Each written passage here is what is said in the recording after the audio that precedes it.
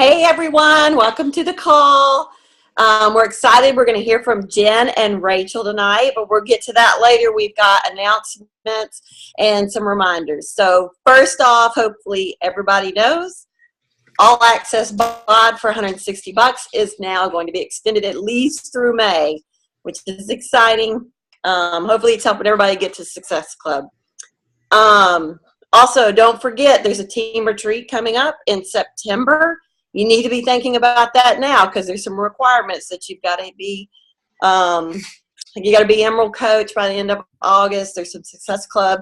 You got to hit it 3 months. There's some other things, so don't forget about that. Also, I don't know if you checked it out. I was looking at it right before we got on the call. There's a new kids program that's on the BOD library. Shanti's on there too. I don't know if you know that. It's really cool. There's like some hip hop stuff. There's literally at least 20 programs out there for kids. It's really neat. I didn't see all of them, but I saw some of them. So check it out. Don't skip over that. That may be a good thing for families that they want to look at. UV2, it's launching May 15th, I believe. So get ready for a challenge group for that. Don't skip out on it. It's great for your business. I know I've got some people who are like couch potatoes, but they're really excited about this. It's something that they can do. So don't miss that out. Couple of things that Rachel sent me a list, but I was looking at some announcements that I didn't make for the last call because I wasn't on there. But just remember the sampler pack is coming out on May 10th. There's 9 flavors that are out now. And then you still have a couple of days for that April backpack giveaway. And then finally in May 1st through the 15th, it's going to be in the first half. We're going to do the Go for No again. That was, even though I didn't win the Go for No, I think Carla did.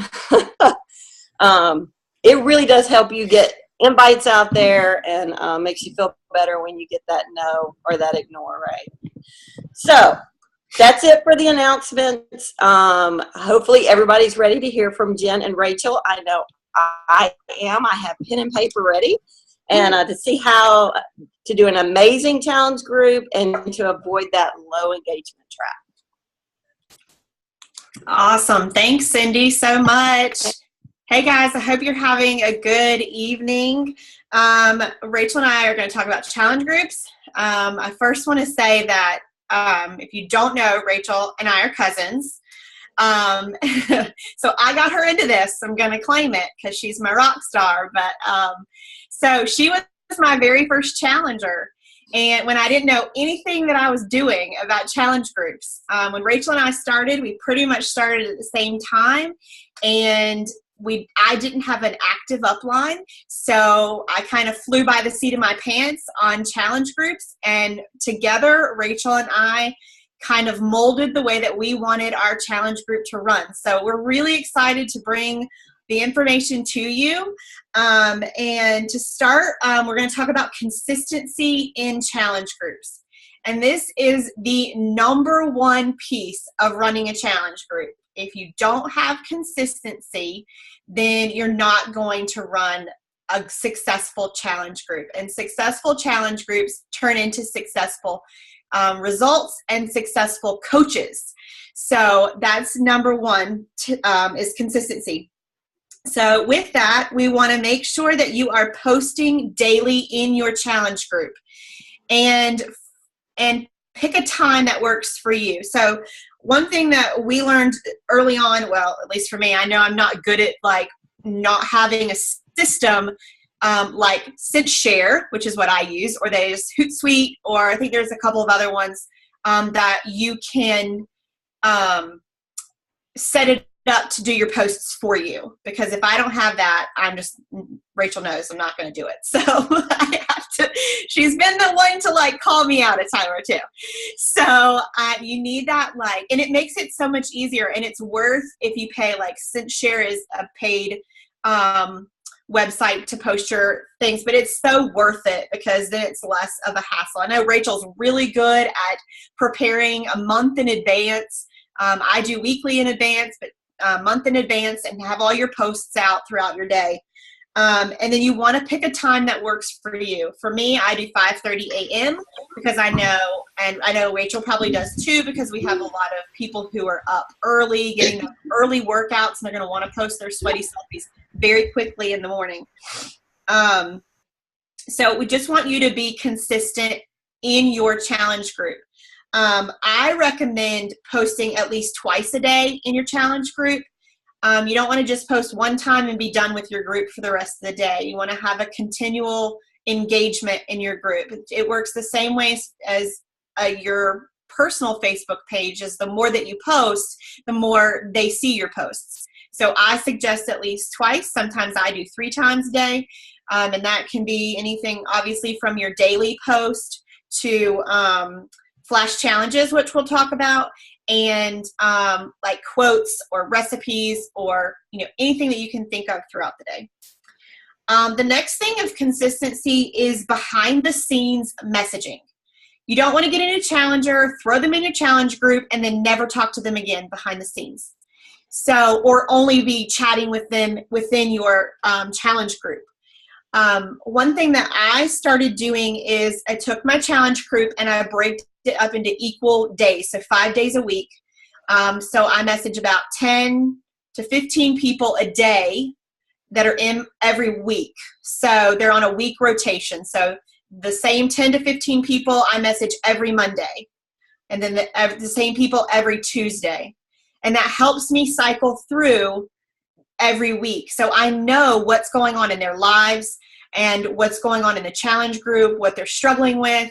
And sometimes you might talk to them before that or a couple times a week. It just depends. But if you've got quiet people who don't respond to posts in the challenge group, you want to make sure you're consistently reaching out to them, consistently building that relationship, and building their trust. They've got to trust you to be able to share the information and the struggles that they're going through if they're going through struggles.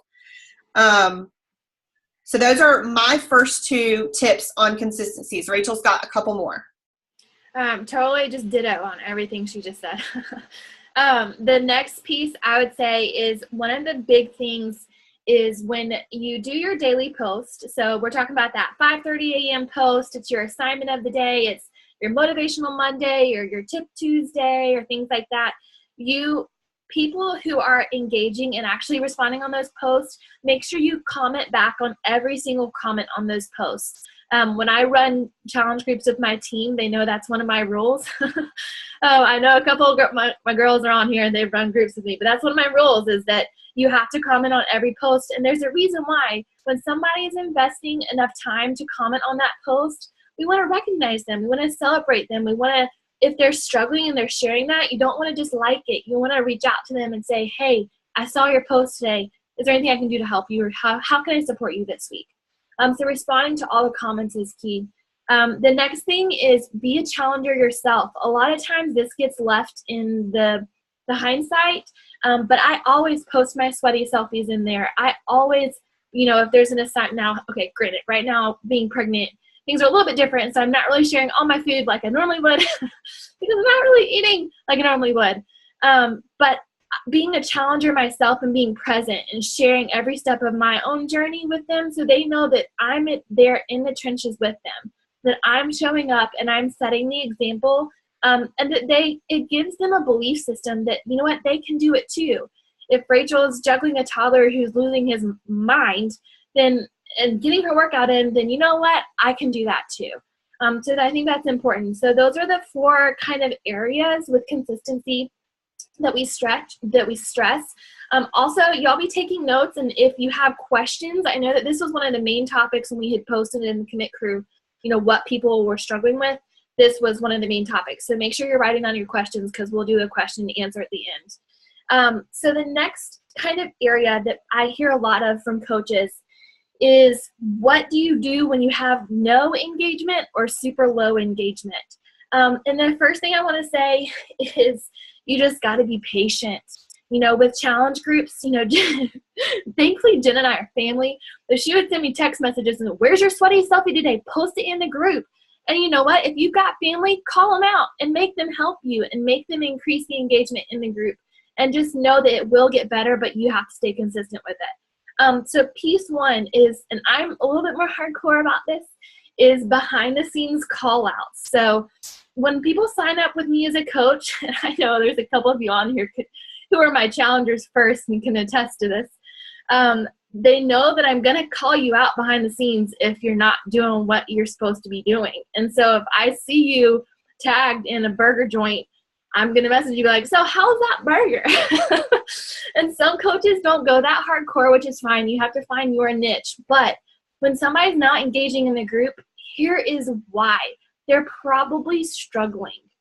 And they're probably not doing what they're supposed to do. And that's our job as a coach, to intercede on their behalf. They signed up with us for accountability. They signed up with us for support so that they don't feel alone in the journey. So when I see people who are starting to fall off, I'll message them and I'll be like, hey, I haven't seen you post. I mean, literally, you have to say this. I haven't seen you post in the group lately. Is everything okay? They give you an update, and I will ask them, I will say, hey, you know what? I actually know of several other people in the group who are feeling this way too. Would you mind sharing that? You could be an encouragement to someone else today. And so calling them out and asking them to engage makes them think and be present in that part of their journey and be present in the group, because the reality is most of us struggle. And we're going to have, struggles with our journey. And there was something else and I just lost my train of thought. Shoot. Oh, well. Okay. Next up, Jen's got a couple points. Okay. So, I love how Rachel's hardcore and I'm definitely softer. You don't know that about us. I'm not in your face. So the next is to always be adding new faces to your challenge group. A low number, I would say, is 2 to 3 a month to be adding. But honestly, if you think about it, if you're doing your invitations and you're getting Success Club every month, you should be doing like 3 people. You should be doing more than that, honestly. It depends on what type of challenge group you're running, but 2 to 3 people a month. And that will also help to keep it fresh and keep people engaged, because those new people that come into your group are going to be fired up. They're going to be ready. You guys all know how it works. In the first week to 2 weeks, that's going to be your biggest engagement in a new challenge group. So new faces every week, every couple of weeks, once a month, is going to be the best thing for your group to kind of refresh. And with that, you want to keep your content fresh too. I know we didn't really say that, but you want to keep your content fresh and not posting the same thing every day or every day of the week or however you do it. Another thing that you can do to keep people engaged is do giveaways. I know Rachel's really good at this. It can be anything, 5 and below here is a really great place to grab a t-shirt or a water bottle or, something encouraging, to give them to win. And you don't have to tell them what they're winning. You can just say, if everybody posts their sweaty selfie today, you get, in a drawing for a free gift. Whatever. It doesn't have to be fancy, something very simple.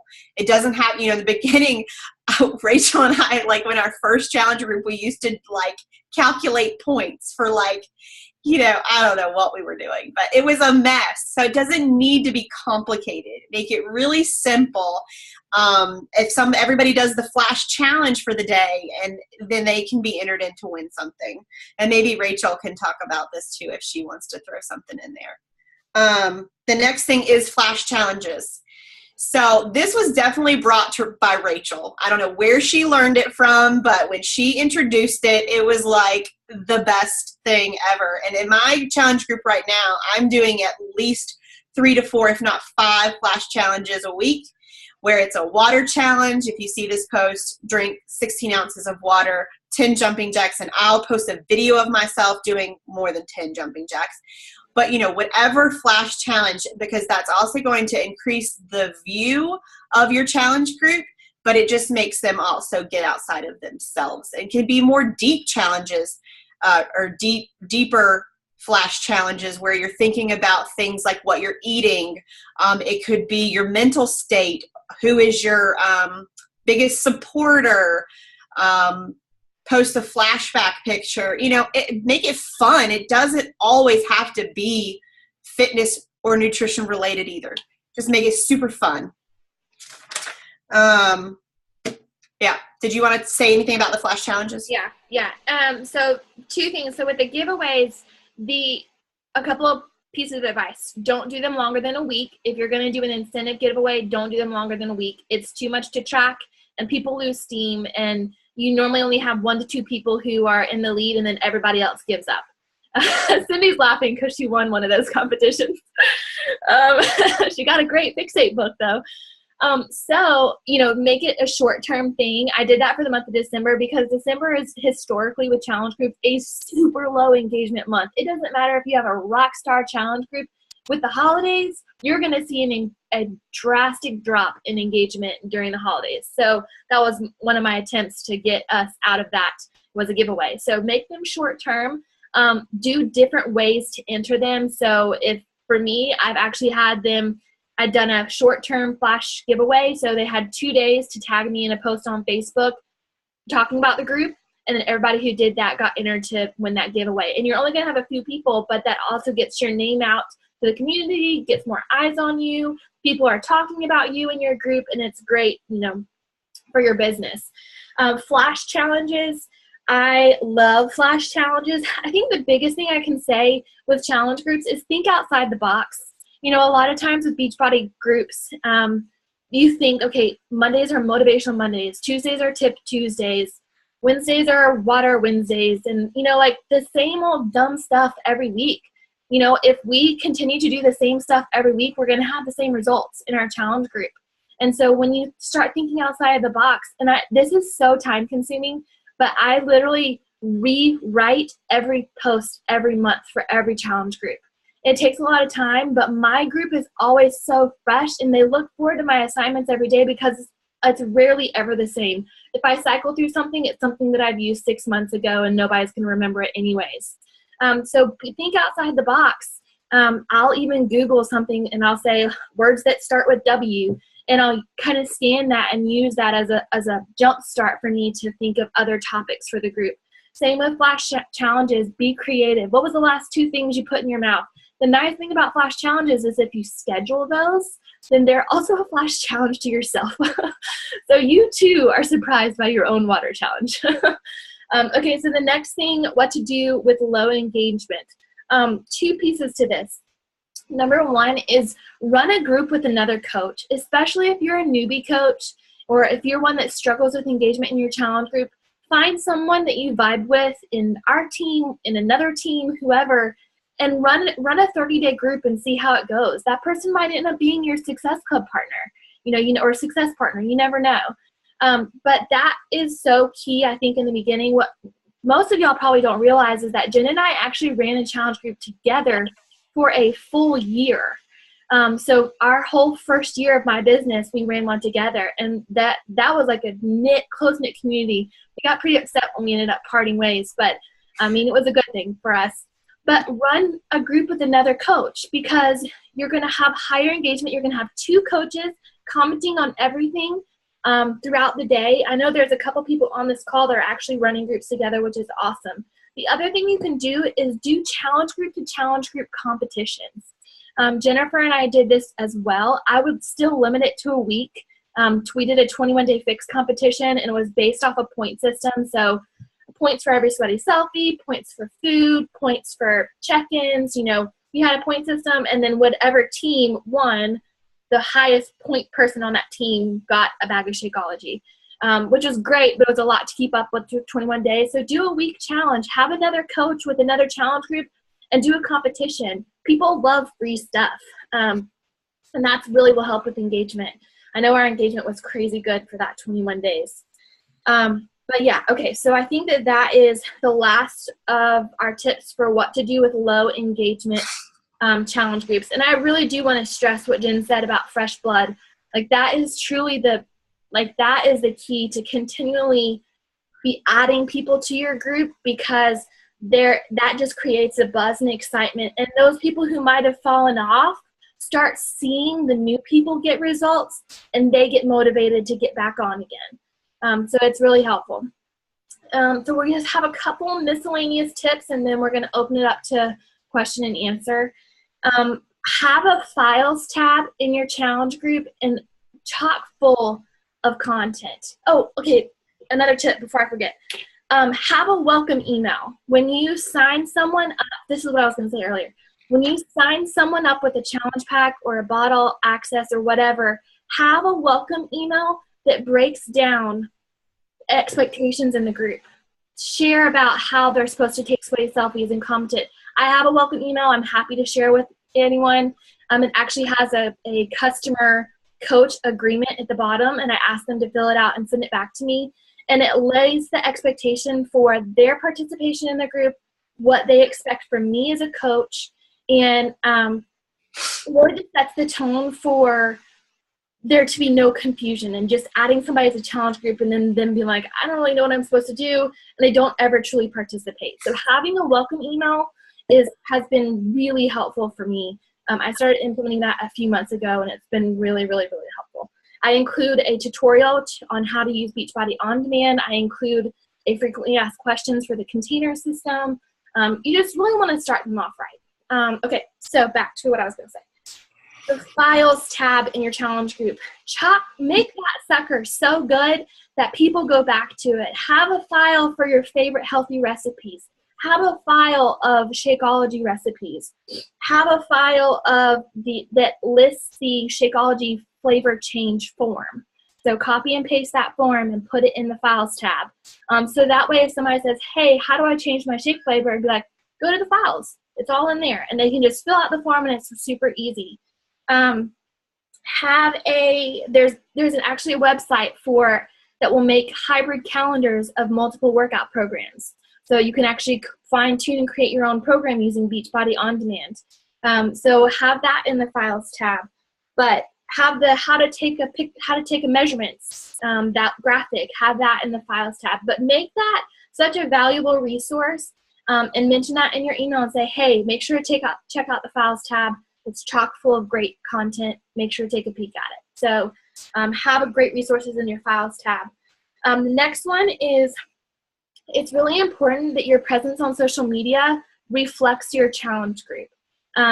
People need to know that you run these groups. People need to know that you're a kind of an authority figure, that is a leader that they can trust. So what do I mean by that? I mean, talk about your challengers on your Facebook page.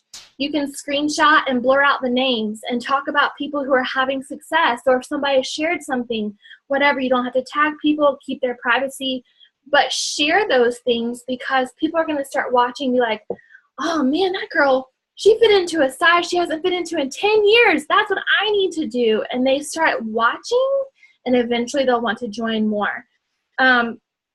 Also, call to actions on your profile are key. If you're not doing a call to action at minimum once a week, you're doing your business a disservice, just because you have this crazy awesome resource in a challenge group. And if you only talk about it once a month, then people are only going to know about it once a month. What if they didn't see that post you put up once? And instead you're doing it every week. Or honestly, I do them like almost every other day. Like I put them up all my before and after. I want somebody to be able to scroll 3 times on my Facebook page and be able to see one of my before and afters. So it's constantly up. And that's a good thing, because I want them to know that there's an opportunity for them to join, instead of this weird misunderstanding that sometimes people are just clueless and they don't understand that you're a coach and that they can join you. So we got to lay it out and make it clear. I'm a coach. This is what I do. I help people join me. Make it simple. Make it clear. But posting about that at least once a week, even if it's just little plugs at the end of your workout video, and you say, I still got 2 spots left for my May challenge group. Let me know. And don't just assume that people know what a challenge group is. Explain that. Treat people. It sounds so terrible. Treat people like they're dumb. You got to break it down for them. You got to, if you were somebody coming into this and you didn't know the Beachbody lingo, don't use the words bod. Explain online fitness program library. Let's be detailed, because people don't really understand what we're talking about. So I try to avoid challenge group. I use online fitness accountability group is a great way to describe it, because most people are like, what's a challenge? So I think that's all of my tips, and then Jen has another one. The last thing is a pretty big one in my opinion, and that is just to have an ongoing challenge group. Don't start a new challenge group every month. Like Rachel had mentioned, her and I ran a challenge group for an entire year together. And the key to that, or the reason for that, is because you're building trust with everybody in that group. And at the beginning of this year, when Rachel and I decided to kind of part ways from our challenge group, and that was a business thing, that was not a relationship thing. There was nothing wrong with us or our relationship. It was just, we knew as coaches that's what we needed to do for the next phase of our business. So I basically asked everybody that wanted to be in the group that they had to commit to a year with me. It's what we say, in our business, to commit to a year in this Beachbody business opportunity.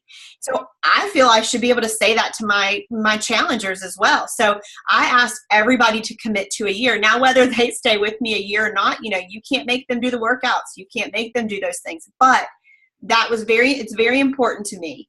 So you want to run that monthly challenge group, and you can run it 30-day challenge groups if you want to.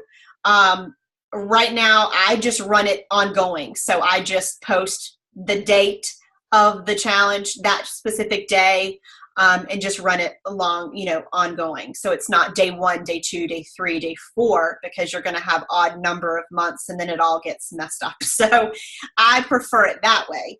But there is kind of an addition to that. With any new program release, I know Rachel and I specifically, we always run a secondary group specifically for that program. When Core de Force came out, we had all of our coaches run a challenge group together to build major momentum for our individual challenge groups, for our new coaches that came in. Like Rachel mentioned, running a challenge group together. And it really was an amazing thing. And we got a lot of traction with the challenge group. So that's just kind of my big ending piece, is just have an ongoing challenge group. Don't stop. This goes along with consistency. Don't stop your challenge group and decide next month you're not going to run a challenge group. You have to have the consistency for people to trust what you're doing. So Rachel, if you don't have anything else to add to that, I do. Go ahead. to talk. So some people who are struggling with challenge groups, I encourage you that you're not alone. Like, when every coach starts out, their challenge group is a struggle bus. And that's normal. And especially those first, I would easily say 3 to 4 months, you're going to be fighting for engagement. But if you push through that season and continue to be consistent and continue to grow it and to continue to love on people and to help them get results, it will change. For me, those first couple months were rough, and some weeks were pretty dead, especially around holidays. But now, like, the group is like such an amazing community, and every single one of my coaches on this call are from my challenge group, because they fell in love with the community and they fell in love with the support. And that makes them great coaches, because they know what it's like to feel supported. And that's really how you grow your team. I have coaches that have asked me, well, how do I find people who want to do the business too? When you're running a rockin' challenge group and you're helping people, those coaches are going to come to you, and they're going to naturally evolve from your challenge group. So I encourage you to stick with it, that you're not alone if your engagement is low. Know that on the weekends it's going to be low. Like, that's normal. Sundays are almost always crickets. All of that is normal, but to keep pushing through that and know that it will pay off in the long run. So that's really what I wanted to say. But I think we're going to open it up to question and answer. So does anybody have any questions that we can help out with?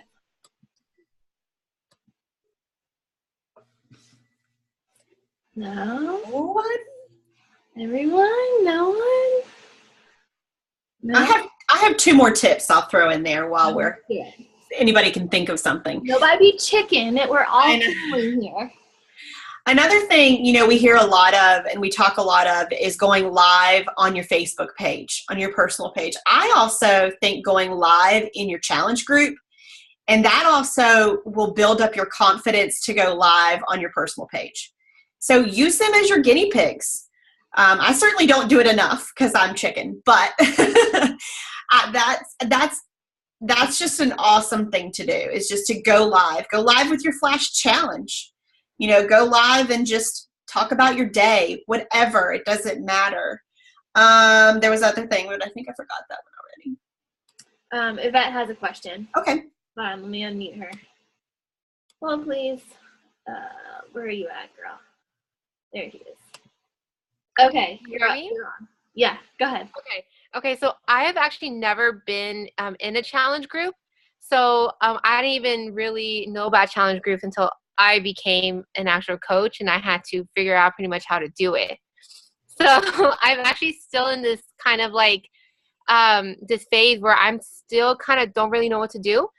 And I do have a challenge group that I attempted to put together. I do have 10 girls, but there's 2 girls in there who I invited to be in it because they were trying the 30-day trial.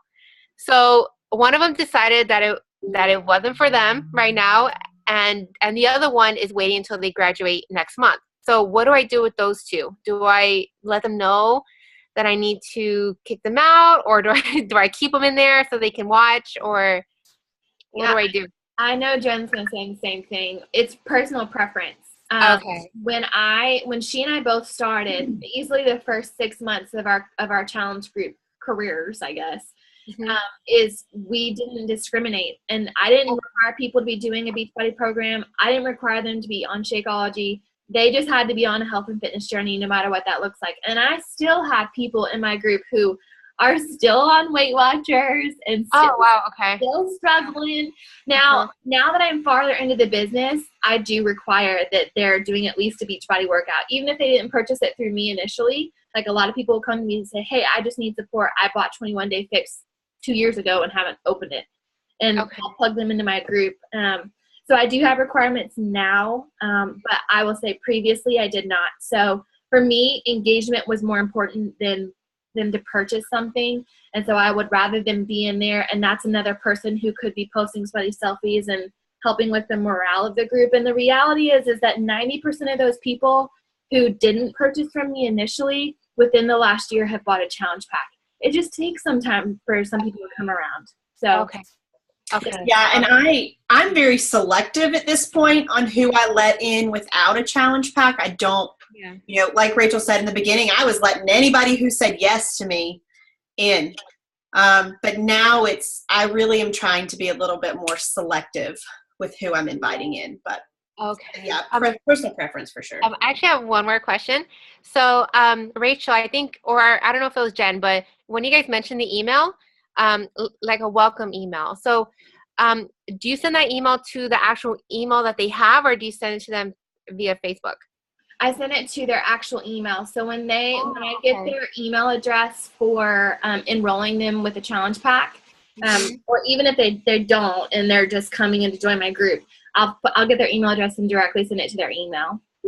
That way I have it on file, and that way they have my email to go back to instead of scrolling through a bunch of Facebook messages, because that's how I communicate with my challengers, is through Facebook. So yeah, I send it to them via email.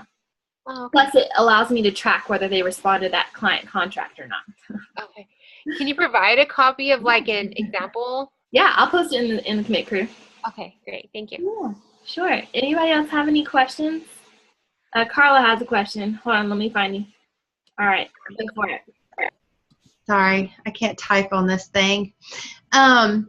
So I have a girl in my, several that, just some of them have gotten nothing, kind of like Yvette was just saying, and I've kind of, let them in. They got 30-day package, and then they never even opened their free 30 days, and they're still just kind of sitting there, and they don't respond to me, but I'm still leaving them in and talking to them. But I've got one, so I do, because I was in your group for a while. And so I do a lot of these things, and then I'm trying to work on it.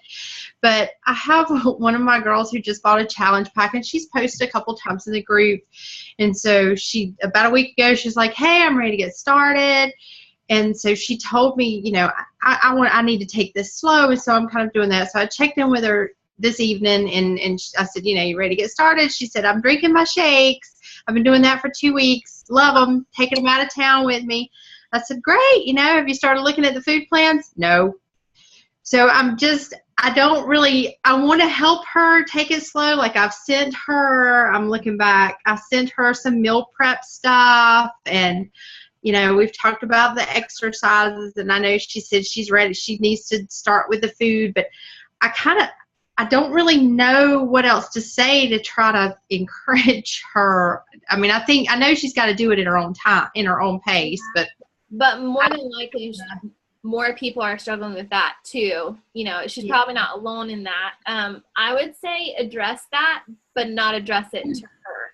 And what I mean by that is going live in your challenge group and saying, hey, here are my top 2 tips on how to integrate the container system. And I always call my girl Taylor knows I've had this conversation with her multiple times. How to slowly integrate the containers. I have them start with snacks, and then eventually they'll add breakfast, and then eventually, it's a slow, gradual progression. So give your top 3 tips on how to overcome container fear and keep doing that. I think especially with meal prepping, what I have done several times in the past, which has worked really well, is I've gone live and taken somebody who has said, I don't know how to use the containers. And I've taken their bracket and gone live and walked them through how to create a meal plan on a live video with my Facebook group. So those are a couple suggestions. And don't take it personally. Like, you can't, I know that we know how amazing all this stuff is, and some people just can't take it all at once. They've got to do it slow, but you're doing a great job by coaching her behind the scenes. Does that help? Yes, thank you. Sometimes I even think that when you get a new challenger, to find out, like, they're just getting to know them and what kind of coaching that they need. Because you've got a coach like Rachel who's much more not pushy, but pushy. She wants you to reach your goals and she wants to get you there. So, but that might not mesh with every single challenger. So asking that question in, how do you like to be coached? Do you want me to check in with you? Do you want me to push you? And knowing what they can and cannot handle, I think is helpful. That's actually in my welcome email, is that exact agreement. Is I ask them how they want me to coach them, and that's part of what that looks like. Is some people don't want behind the scenes check-ins, and some people get mad at you when you do that. And I'm not the type of coach who handles that well, so I better ask ahead of time and find out. So I'll post that email thing, because that's definitely exactly what I do, Jen. Yeah. Stephanie has a question here. What times of the day do you do your posts? 5 a.m., noon, and 4 p.m. So Jen and I both do 5:30 for our initial post for the assignment. Flash challenges are random. Everything else I think is random, right, Jen? I do. It's funny. I had my little sticky here that says so I do the 5:30 a.m. assignment post, and then 12 is my flash challenge. But I'm realizing now that I probably need to switch that one up to throw people off. And then 3 p.m. But I like the consistency. But I think switching it up, would probably be better. So, yeah. Yes. Anybody else have a question? Elena has a question. Hold on, let me find you. Second. All right. There you go. You're live, hopefully. I'm on? Yeah? You're on. I can hear you. Okay. I didn't mean to laugh when I heard Carla's story as far as the challenger saying, oh, have you looked at the meal plan? And she just went, nope. But I'm in the same situation. I'm kind of wondering when to know. I don't want to say cut the conversation, but kind of. Not necessarily that she's not even gonna buy anything. Same like you guys when you mentioned that you started. I have quite a few, like what I'm referring to them as like fly on the walls. They didn't purchase anything, but they seem active enough that I told them I still want you in the group. You can see what you can get out of it. So it's not even that this particular prospect isn't gonna buy anything. It's just that anything I mention, whether it's the shake or are you working out, have you looked at the programs, there's basically a detoured answer for everything. And the conversation's been going on, I think, since like this weekend, since like Friday. So, and she came into my house yesterday to kind of have like a preview and stuff. And I was talking to a couple others, and after a while, she was my mom's friend too. So after a while, she just like moseyed on over to the kitchen and like started talking with my mom and kind of didn't come back. So I was like, do I continue talking to her? How do I approach it? Is this someone that's already in your challenge group or someone that is, no, they're not? No, not at this point. It was just like a conversation starter. My mom had mentioned, oh, my daughter's, like a fitness coach. And so that's how the initial conversation started. Okay, so if it were me, what I would do is I would send her, if you've been having a conversation for several days in several different scenarios, we've got to create a sense of urgency. So I know for a fact you've got a group starting on May 1st. So I would say, hey, I just wanted to make sure to circle back around to you. Wasn't sure if you were planning to jump in with our group starting on May 1st. I didn't want to give your spot away to someone else if you were wanting to keep it. So did you have any questions, and did you make a decision on what you were planning to do? And just phrase it something like that, reword it to what feels natural to you. But, at the end of the day, we have to make them see that there's a timeline. Like they got to do it by X date. Okay. Is that helpful? Thank you. Yes. Okay. Yes. Okay. Anybody else? I want to go back to Stephanie just posted. She was asking because she's on second shift hours working. Yeah, and Taylor's response is exactly what I was going to say. Yeah, I was going to say that too. If you're not using a scheduler, then that's going to save you so much heartache. And she's talking about commenting immediately. So I actually only comment once a day. Yeah. I know every coach does it differently. I find that I'm an addict to my phone if I comment every time someone posts. And that's not we don't want to be a prison to our phone as Beachbody coaches. And so part of that is setting boundaries. So my team knows, my groups know, I'm not checking in until the end of the day or whenever is my scheduled time to check in. If I have extra time in the day, I might do a midday check-in. But most of the time it's at the end of the day, and most everybody has posted, and I go through and I comment everything all at once. It takes more time sometimes, but I'm more focused when I'm doing that and more intentional with my time. So know that whenever you're responding to them is fine. It just, as long as you're responding, I don't think it matters what time of day it is. So I absolutely agree. And even if you do find time in the middle of your day, I would limit it to 15 minutes, like just a short window of I'm going to check in really quickly with whatever I can get done. Because like Rachel said, and I do it, I get sucked in and I feel like I have to respond to everybody in that moment, but I don't always have that time. So, well, and part of that is setting the standard for your group to know that that you're not on their beck and call. As coaches, we don't have to respond to messages within 30 seconds. We don't have to respond to comments within 5 minutes. We have lives, we're adults, and especially if you're doing this full time, you have to set boundaries and business hours. And so that's part of that is what I would say, is that setting that for yourself, and it's also good for your customers too. So, and I've actually started using the Facebook story feature. If I'm behind on messaging, I'll put that up that I'll get back to messages at my office hours or whatever. And I'll put that up on the Facebook story so people can look. They know I'm not ignoring them. Okay. That's a good point. Thank you. You're welcome. Anybody else? No? We're good? Awesome. So you guys are amazing. We're going to take a picture. I know we had a couple people who hopped off, but that's okay.